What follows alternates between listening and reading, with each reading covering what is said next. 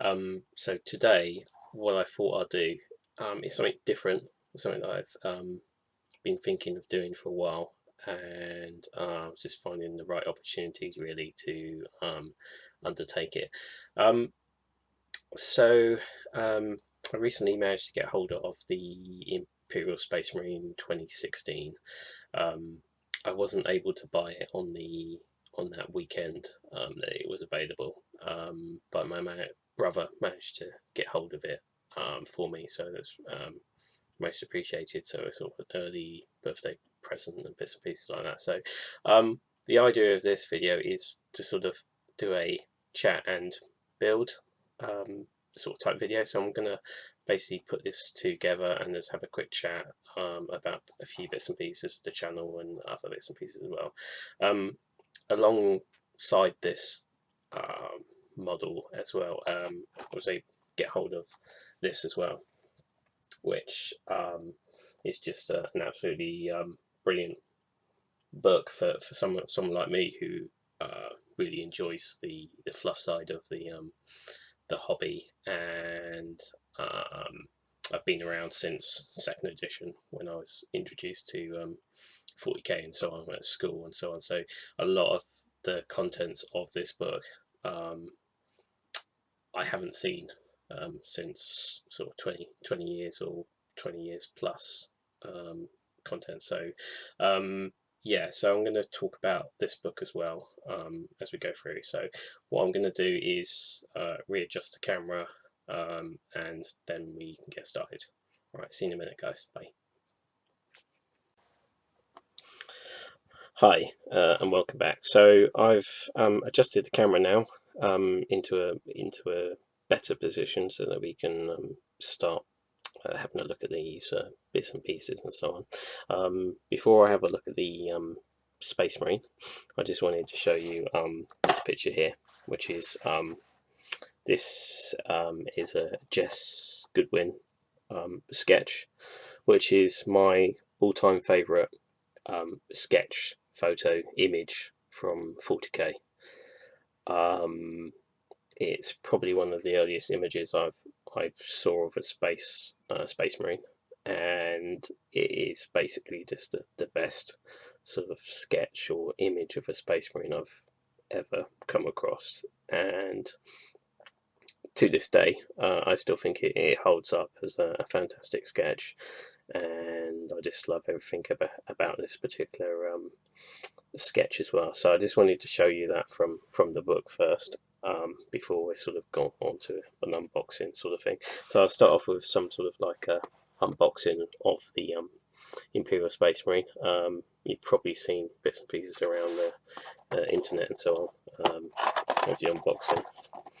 So first thing I noticed whilst doing a video like this is that I'm sort of doing everything back to front, upside down, for the video to work properly. So hopefully it won't take me too much of an issue to sort of get through.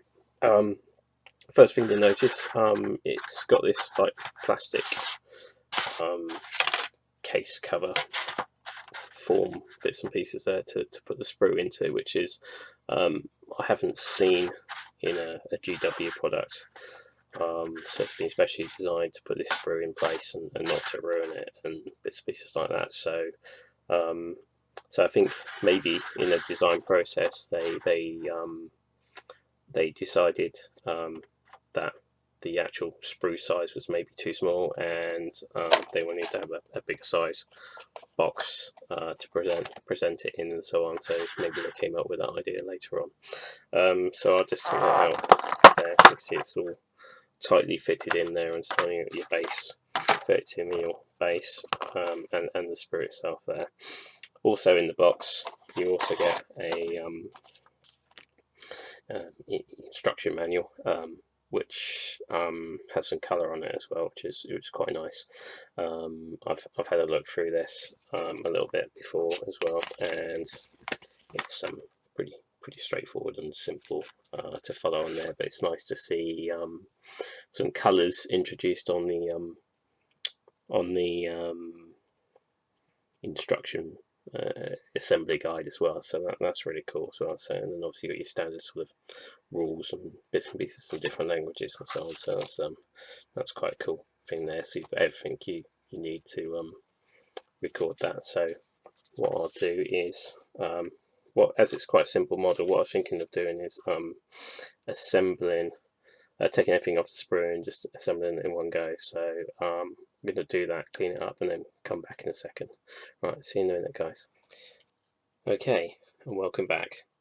So I've taken all the parts off the sprue.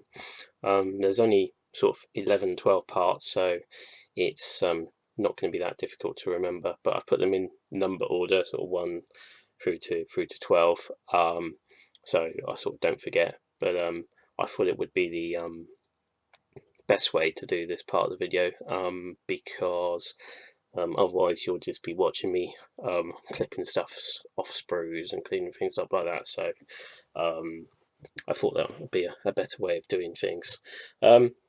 So I'll start off with saying that, as you can see, it's a plastic model. Games Workshop suggests you put plastic models together with plastic glue and bits and pieces like that. But a sort of old hammer tip from someone like myself who's had models for over 20 years and bits and pieces like that, I always put my models together using super glue, and the reason I do that is not just to speed things up and bits and pieces like that. It's just to for the fact that if you were to try and strip the models down later on in the future, say 5, 6, 10, whatever years in the future, you'll find that the plastic cement eats away at the joints, so you don't get nice component parts. But super glue just sticks the joints together, so that if you stick it in a really decent cleaner and stuff, you can actually get to a point where the plastic parts are actually like this when they're being cleaned and so on. And I've had situations where I've had 20-year-old models that the parts can be put together just like they are below. So it's a little tip there, really. You can use it or not, it doesn't really matter. So I'll be putting this together using super glue. So let's get ahead and sort of start putting these together. So the first few there. Yeah, so as you can sort of tell from the video and so on, I've been around the hobby a long time, and having issues putting the first bit together. Okay, sorry, bit strange. Okay, yeah, that's fine. Yeah, so I've been around the hobby since a long time. I was introduced to the hobby when I was around about sort of 12. And it was basically a few of my friends and stuff at school all got into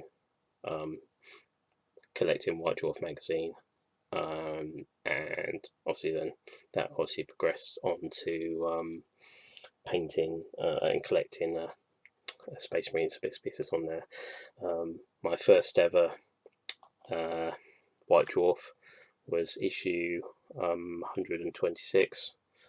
And I think I've still got that kicking around there, so I may do a series of old bits and pieces as well in the future. So that's something to look out for. So let's put that on there. So that goes in there like that. So that's like, okay, yeah. So it's obviously the models and so on are nicely computer engineered and computer aided designed bits and pieces, so they all fit together really well. So you have no issues putting them together. And obviously a model like this one is a static pose, so it literally follow the numbers with the sprues and so on, and you should have no problems putting them together. So I'm just going to put the helmet in.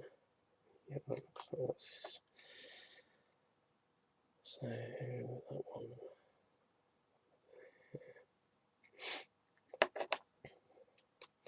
yeah, so I started off by collecting Space Marines, and yeah, me and my friends had decent amounts of Space Marine armies back in the day. They were old Rogue Trader, or the RTB 01 box set, which is obviously, I think, a lot of people my age probably had kicking around and so on. So yeah, that's really good to see that the Mark 6 and so on is still being used nowadays. And just trying to work out where that goes on. Number 6. Yeah, so this model is obviously a reimagining of a older model, an old lead model. So yeah, it's really cool to see its reimagining, and what they've done with it and so on. So that's really cool. So yeah, it's the whole sort of Index Astartes and the anniversary model and so on is really sort of what's the word, sort of re-inspired someone like me who's been around the hobby for a long time. So yeah, it's really cool. So so I've just put on this pistol. The problem is the focus won't quite work on this. Put it down there maybe. So I've just put the pistol on the side there. It's not very clear on this, so sorry about that. But yeah, if you put this guy together, the pistol is number 6 rather than number 5. So you put on number 6 before you put on number 5, which is a bit strange. Normally you would think they would all follow number orders and so on. So next thing is to put number 5 on. So let's try. That is like a combat knife that goes round the back. So hopefully this video isn't too boring, as I'm sort of concentrating, trying not to stick my fingers together on camera, and also putting the model together as well, so concentrating on that as well. So yeah, so that's sort of fun at the moment. Seems to be a really easy model to put together. So the next part, after put the combat knife and pistol on, is to put number 12 on. So it's a bit odd, which is the backpack. Yeah, so earlier on where I was saying you just follow the numbers and they just go together. You don't really need to follow the instruction book. Normally you can just go with the numbers, go that way. So it's basically a bit wrong on there. So it's asked me to put the backpack on and so on. So I'll just put that on. So pretty easy so far. That's that one there. It's looking a pretty cool model. Okay, put the arms on system, right. So I don't know if you can tell from this model and so on, but they've got little plugs on the arms, which you only get with the static models, and that's obviously to make sure that the arms and so on are positioned correctly and so on. So yeah, so hopefully I can put individual arms on and not worry about them too much, because they should be fitted in the right angle and so on. So let's put that side on and then put on this sort of combi bolter on the other side. So I'm quite happy the way this is going together quite quickly. So yeah, so nearly there. I was a bit worried doing a video like this, due to the fact that it might take a long time to do. So it's not too bad so far. So literally it's nearly there really. It's just a case of putting the shoulder pads on and so on. So I'll just finish those off, and then we're basically there. So let's do that one. Advantage of using super glue is it's nice and fast, as long as you don't go over the top with large amounts of super glue and so on. On the shoulder pad, there's 2 options for the shoulder pad. You get a a clean one, and then you get one with a circle on it there. So I'm putting the one with the circle embedded into the design, because I'm going to go on to talking about what I'm going to do paint wise with this guy. So right, that's that one. Yeah, so basically he's there. So what I need to do is just put some glue on the feet and stick him on. So yeah, that was actually quite painless. So quite surprised myself with how easy that went together and how quickly it was. And sometimes Space Marines can take a little bit of time to put together, so a bit lucky really. So there, so it's basically put together. I'm going to pause the video again, and I'm going to show you a little bit more of the Index Astartes book, and where I'm going to be going with the paint scheme on this guy. Alright, see you in a minute.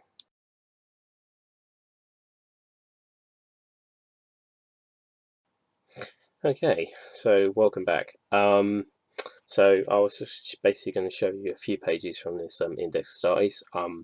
This particular page here, I believe it's come straight out of the Rogue Trader rule book, or first edition rule book. It's nice to be called, and it shows some sort of Space Marine color schemes and bits and pieces around there. And what's quite interesting to see on this particular page is the color schemes that we think for the Space Marine chapters haven't always been as we see them today. So, for instance, back in Rogue Trader days, Dark Angels were always black. They weren't introduced with green till later on. Obviously, with the Horus Heresy from Forge World and bits and pieces, then obviously they've gone back to the black color scheme. And then we've got Space Wolf Grey, or Space Wolves in Space Wolf Grey, and back in the day they were proper grey models rather than the solid green sort of bluey tint on there as well. So that's interesting. And if I move it across, Blood Angels up here, their symbol is totally different to what it is nowadays. Crimson Fist obviously were an important part of those. And then also what we've got is the Rainbow Warriors. And this is a Space Marine chapter that hasn't really been around since the Rogue Trader era as well. So that's it's good to see that back in the book there again as well. So that's quite good to see. I was thinking of the color scheme for the Space Marine guy. I was actually thinking of maybe doing one of these field police, but I think I've got a better idea for him. So I'm just gonna flip through, and just bear with me a minute. I'll just flip through right there rather than stopping. It's a nice picture of Maris Calgar, Imperial Commander of the Ultramarines, and that was his first ever sort of illustration and so on there. So he's a nice Mark 6 Marine, bits and pieces on there, double fists, power fists as you expect. So flip through that a little bit more. Just another classic image from second edition, or even Rogue Trader days, space Blood Angels. So they hadn't quite come up with Death Company yet, but they had sort of veterans and stuff in black and bits and pieces like that, and then the gold is very prominent on there. This guy here actually looks very Sigmarite, sort of Sigmarine from Age of Sigmar, his helmet and bits and pieces like that. So it's quite interesting to see. So that's quite cool. Right, so here we go. So this is hopefully the colour scheme that I'm hoping to do on my Imperial Space Marine. So I'm aiming to paint him up in the Mentor Legion colours, and hopefully I'll be able to do the nice symbol and the bits and pieces on the shoulder pad and so on. So my reasoning behind doing that is that basically I think it fits the fluff quite well in terms of the current rules for this particular Space Marine and the Mentor Legion rules that sort of feature in here as well. So basically the rules in here say that one of your guys in the squad can be this person, and you basically replace him out with this special character for no point costs and bits. Basically, you literally just need to have the model, and he basically has special features and he has a special weapon and bits and pieces like that. So if anyone who's sort of read through these or maybe not know, the Mentor Legion was a dedicated Space Marine chapter that would mentor other legions and Space Marine chapters and bits and pieces like that in order to help them out, and they would loan out elite members of their chapter. They would never be deployed as a whole chapter. They would always be deployed as mentor secondment ships and stuff like that to chapters. They would never be deployed in big forces and so on. So so I thought, what if I paint this guy up as a Mentor Legion Marine, and then it would fit the fluff both from the past and from the current as well. So that is my rationale behind doing that as well. And this image here is also one of my favorite images as well. So it fits sort of the historical sort of background.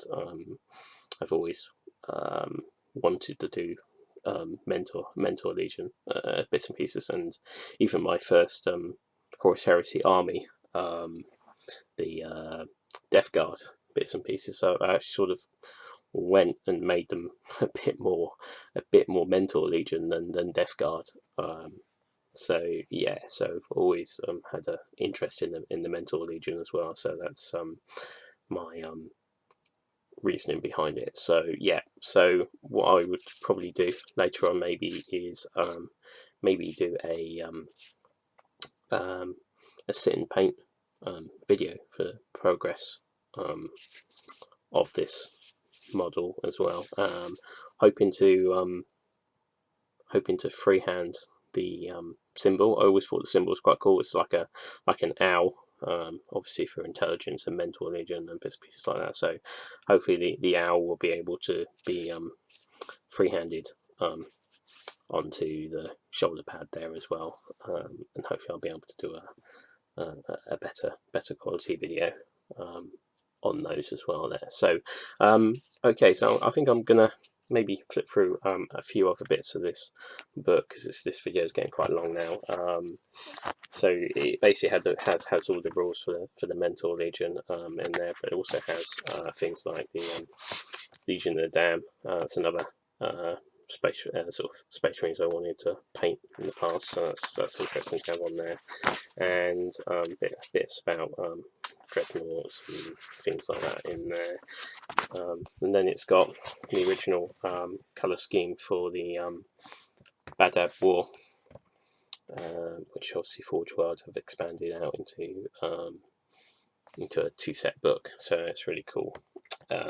So also on this one there's a few colour schemes that have changed over the years as well. So I'm just trying to look for it. The red scorpions on here, they basically stayed the same sort of colour scheme, so that's cool. I'm just trying to think where it is. Mantis executioners. I'm trying to find it. The space sharks. Obviously, they're being renamed to the Carcorians. So that's cool. And also on this page, there's also got camouflage variations as well, which is quite cool. So you don't generally see those nowadays. So that's quite cool to see.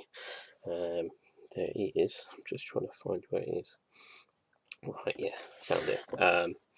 Right, so that is the original colour scheme for the salamanders, along with their chapter patch. So you can see the salamanders have really sort of changed and evolved over the years and so on. So it's interesting to see those on there as well. So yeah, so that's that. The last thing I really wanted to show you guys before sort of finish the video on these some Terminators, Dark Angel, Terminator Black, Terminator. So there's no Deathwing or anything at this stage. So that's cool to see. So it's nice for sort of Horus Heresy and bits and pieces. So if I flip through, that's another classic image. Maybe it was sort of salamanders maybe started evolving into that colour scheme there as well, so that it's sort of similar salamander symbols one I just showed you, but the colours are starting to go green on there as well, so that's cool. But yeah, this image I wanted to show you just before we went off. So this is another classic illustration from that time scale. It's the Emperor versus Horus, and yeah, that's another wonderful image. So one of the reasons for getting into the hobby really early stage was images like this, and obviously accompanying stories and bits and pieces like that, and fluff for the Mentor Legion and all sorts of things. So that's the sort of thing that sort of got me into the hobby. So yeah, I just wanted to show you these guys, and sort of, yeah, basically I just wanted to go through this a little bit, go through, show you some of these images from the past if you haven't seen them, and yeah, just have a good chat. So hopefully you've enjoyed going through with me on this and a little journey on there.